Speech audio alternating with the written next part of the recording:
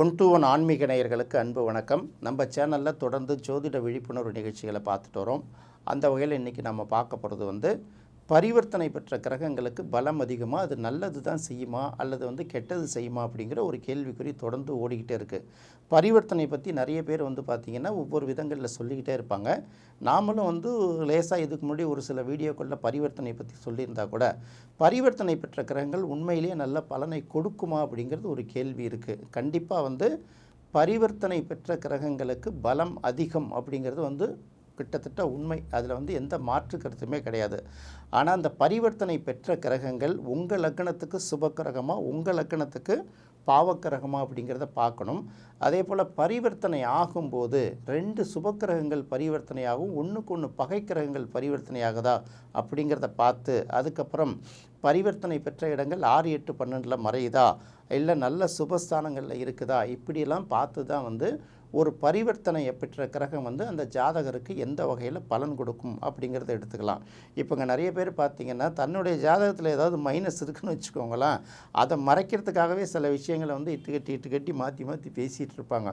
ஒரு ஜோதிடர் அதே போல் தான் பார்த்திங்கன்னா ஜாதகத்தில் நீங்கள் உச்ச நீச்சம்லாம் பார்க்கக்கூடாது, அது பெரிய அளவுக்கு பலன் கொடுக்காது அப்படிம்பாரு. கண்டிப்பாக உண்மை தான். இது யாருக்கு பலன் கொடுக்காது அப்படின்னு கேட்கும்போது, இந்த கேபி சிஸ்டம் மாதிரி சில விஷயங்களில் சப்லாடுன்னு ஒரு கான்செப்ட் எடுப்பாங்க. உபநட்சத்திரம்.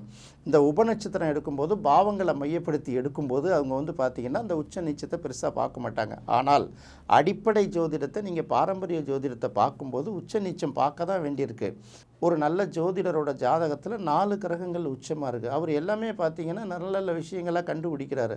பணத்துக்காக தன்னை அடிமைப்படுத்திக்காமல் நிற்கிறாரு. அதே போல் எங்கேயும் யார்ட்டையும் பொய் சொல்ல மாட்டார், யாரையுமே பாராட்டி பேசுவார். தன்னுடைய கஷ்டம் வந்தபோது கூட தான் கையில் இருக்கக்கூடிய தொழிலை வச்சு மக்களை இது பண்ணி சம்பாதிக்கணும்னு நினைக்க மாட்டார். ஆனால் இதே 3 கிரகம் நீச்சமான ஒருத்தரும் ஜாதகம் பார்த்துட்டு தான் இருக்கார். பெரிய ஆசான்னு தான் சொல்லிகிட்டு இருக்காரு. அவரை பார்த்திங்கன்னா அவர் என்ன பண்ணுவார் கேட்டிங்கன்னா, நம்மக்கிட்ட ஃபோன் பண்ணி சில விஷயங்களை பேசுவார், சில டவுட்ஸ் எல்லாம் கேட்குறாரு. நம்ம சொன்னோம்னா மறுநாள் கிளாஸில் என்ன பண்ணார்னா அவரே கண்டுபிடிச்ச மாதிரி போய் சொல்லுவார். இது நாளைக்கு இன்னொருத்தங்க நம்மளை பார்க்கும்போது நம்ம சொல்கிறது பொய்ன்னு தெரிஞ்சால் நமக்கு ஒரு அசிங்கன்னு நினைக்கும்ல, அதை நினைக்க மாட்டாங்க. ஸோ ஜோதிடத்தில் உச்சத்தை எங்கே பார்க்கணும், நீச்சத்தை எங்கே பார்க்கணுங்கிறது இந்த இடத்துல நம்ம பார்க்க வேண்டியதாக இருக்குது. அதே போல் உச்சம் பெற்ற கிரகங்கள் ஒன்றை ஒன்று பார்த்துட்டு இருக்கும்போது அது பலம் எழுந்து போயிடும். அதாவது 2 வெளிச்சம் நேருக்கு நேர் படும்போது நமக்கு கண் அப்படியே இருட்டுப்பட்ட மாதிரி இருக்குது இல்லையா, அந்த வெளிச்சமும் பலனற்று போய்விடுங்கிறது தான் கிட்டத்தட்ட உச்சம் பெற்ற கிரகங்கள் ஒன்றை ஒன்று பார்த்துக்கக்கூடாது அப்படின்னு சொல்லுவாங்க. அதே போல் நீச்சம் பெற்ற கிரகங்கள் ஒன்றை ஒன்று பார்த்துக்கிட்டா அதுக்கு பலம் அதிகம். இப்போ வரும் நம்ம பரிவர்த்தனைக்கு. ஏன்னா உச்சத்தையும் பார்க்கணும், நீச்சத்தையும் பார்க்கணும். உங்களுடைய ஜாதகத்தில் உங்கள் லக்னத்துக்கு பரிவர்த்தனை பெற்ற கிரகங்கள் சுபமா, பாவ கிரகங்களா, நட்பு கிரகங்களா, பகை கிரகங்களாங்கிறத பார்க்கணும்.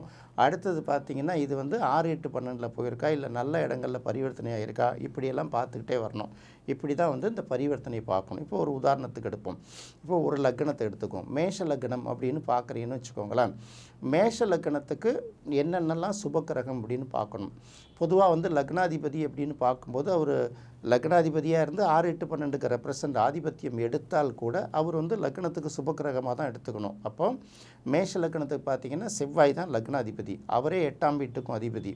அப்போ அவரை 8ஆம் அதிபதினு எடுப்போமா, லக்னாதிபதி என்ன எடுப்போமா அப்படிங்கிற ஒரு குழப்பம் வரும் இல்லையா. இங்கே பொறுத்த வரைக்கும் அவர் லக்னாதிபதி தான், அவருக்கு ஃபஸ்ட்டு போர்ஷன் எடுக்கணும். அந்த இடத்துல 8ஆம் அதிபதியோட தன்மைங்கிறது இருக்குமே தவிர பெரிய அளவுக்கு ஆப்ரேட் ஆகாது அப்படிங்கிறத முதல்ல தெரிஞ்சுக்கணும். அடுத்தது மேஷ லக்னத்துக்கு லக்னாதிபதியான செவ்வாய் எந்த இடத்துல இருக்கார் அப்படின்னு பார்க்கணும். அப்போ செவ்வாய் 6, 8, 12 மறையக்கூடாதுங்கிறது முதல் விதி. அடுத்தது நீச்சம் பெற்றால் பெரிய அளவுக்கு பலன் கொடுக்காதுங்கிறது 2வது விதி. லக்னாதிபதி நல்ல நிலைமையில் இருக்கா, அப்போ 9ல் இருக்கலாம், 10ல் இருக்கலாம், 5ல் இருக்கலாம், இதெல்லாம் பார்த்திங்கன்னா ஒரு நல்ல நிலை அப்படின்னு எடுத்துக்கலாம். சப்போஸ் இந்த செவ்வாய் எந்தெந்த கிரகங்களோட பரிவர்த்தனை ஆகிருக்குன்னு பார்க்கணும். இப்போ செவ்வாய் ஃபஸ்ட்டு இடம்னு வச்சுக்குவோம். 2வது இடம் ரிஷபம் சுக்கிரனுக்குரியது, அவரே 7ஆம் இடத்துக்கும் உரியவர். இப்போ செவ்வாயும் சுக்கிரனும் பரிவர்த்தனை ஆகி 6, 8, 12 மறையாமல் இருந்தால் அது ஓரளவு நல்ல பலனை கொடுக்கும்னு எடுத்துக்கலாம். அடுத்தது ஏன் அப்படின்னு பார்த்திங்கன்னா, ஒரு இடத்துல நம்ம 2, 7 மாரகன்னு கூட சொல்லியிருக்கோம். அப்போ மேஷ லக்னத்துக்கு 2ஆம் இடமான ரிஷபமும் 7ஆம் இடமான துலாமும் ஒரு மாரகஸ்தானமாக இருந்தால் கூட செவ்வாய்க்கும் சுக்கிரனுக்கும் பெரிய அளவுக்கு பகைன்னு நம்ம எடுக்க முடியாது. சுக்கிரன் 7ஆம் இடத்துல இல்லாமல் மற்ற எந்த இடத்துல இருந்தாலும் ஓகே தான் அப்படின்னு தான் நம்ம பார்த்துக்கணும். செவ்வாய் 3ஆம் அதிபதி புதன், அவரே 6ஆம் இடத்துக்குரிய அதிபதி. அப்போ லக்னாதிபதி செவ்வாயும் புதனும் இந்த லக்னத்துக்கு பரிவர்த்தனை அடைந்திருந்தால் நிச்சயமாக இது நல்ல பலனை கொடுக்காது. அடுத்தது புதன் அப்படிங்கிறது கண்டிப்பாக 3க்கும் 6க்கும் உரியவர். ரெண்டாவது செவ்வாய்க்கு கடுமையான பகையாக இருக்கக்கூடிய கிரகம் அப்படின்னு பார்க்கும்போது புதன் தான் வரும். அப்போ செவ்வாயும் புதனும் பரிவர்த்தனை அடைந்திருந்தால் அது பெரிய அளவுக்கு நல்ல பலனை கொடுக்காது. இன்னும் சொல்லப்போனால் நெகட்டிவான பலன்களை மட்டும்தான் கொடுக்குங்கிறத பார்த்துக்கணும். ஏன்னா இந்த பரிவர்த்தனை எடுக்கும்போது அந்தந்த லக்கணத்தையும் பார்த்துக்கணும், 2 கிரகத்துக்கு உள்ள நட்பு பகையும் பார்க்கணும்.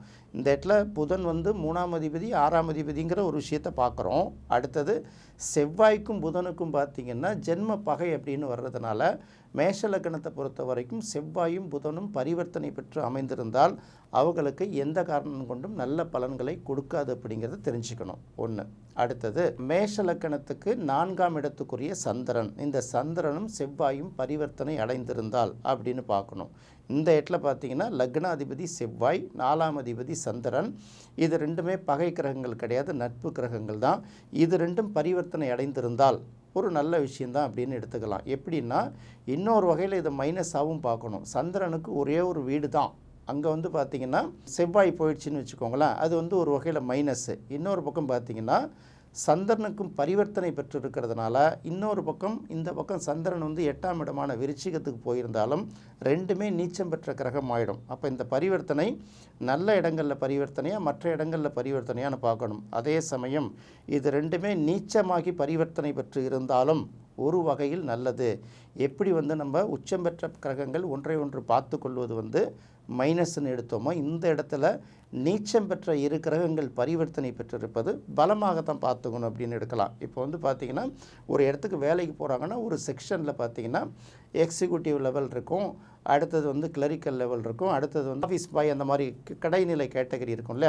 இவங்க என்ன பண்ணுவாங்க, இந்த கடைநிலை கேட்டகரியில் இருப்பாங்க, அவ்வளோதானே தவிர அவங்களும் அந்த துறையில் தான் இருப்பாங்கங்கிறத தெரிஞ்சுக்கணும். இது பார்த்திங்கன்னா இந்த செவ்வாய்க்கும் சந்திரனுக்குள்ள பரிவர்த்தனையாக எடுத்துக்கணும். செவ்வாய் சந்திரன் பரிவர்த்தனைனா இந்த இடத்துல 1க்கும் 4க்கும் பரிவர்த்தனை மட்டுமே பார்க்கக்கூடாது. அதுவும் நட்பு கிரகம். இந்த இடத்துல 8ஆம் இடத்துல மறைஞ்சால் கூட சில நேரங்களில் அது இந்த மாதிரியான பலன்களை கொடுக்குங்கிறத பார்த்துக்கணும். அடுத்தது பார்த்திங்கன்னா சிம்மம். அப்போ சூரியனும் செவ்வாயும் பரிவர்த்தனை அடைந்திருந்தால் அப்படின்னு எடுக்கணும். சூரியனும் செவ்வாயும் சேர்ந்திருந்தால் கிட்டத்தட்ட அது நல்ல பலன் கிடையாது. பரிவர்த்தனை அடைந்திருந்தால் இந்த லக்னத்தை பொறுத்தவரையில் லக்னாதிபதி 5ஆம் அதிபதி பரிவர்த்தனை பெற்று ஒரு நல்ல இடங்களில் இருக்கிறது நல்லது தானே.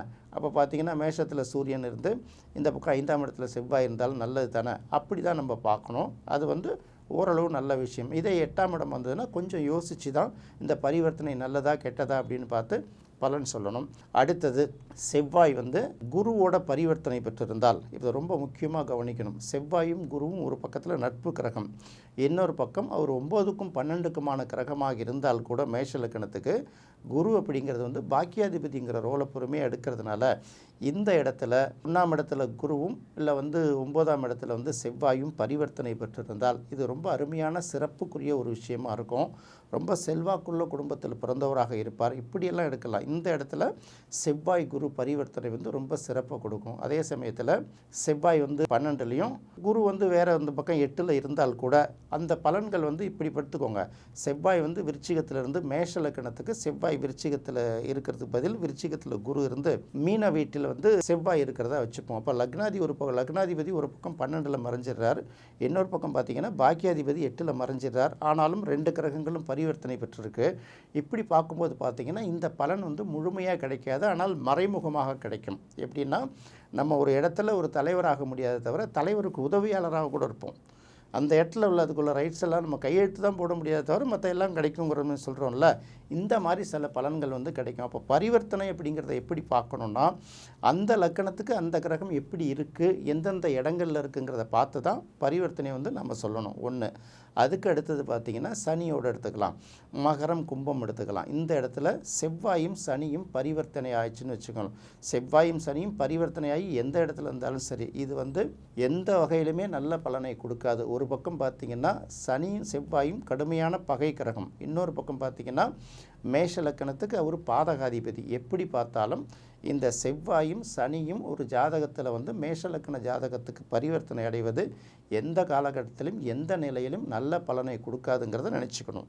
அப்போ இந்த பரிவர்த்தனைங்கிறது ஒரு லக்கணத்துக்கு அடிப்படையாக வச்சு ஒரு விஷயத்தை நான் சொல்லிட்டு வரேன்.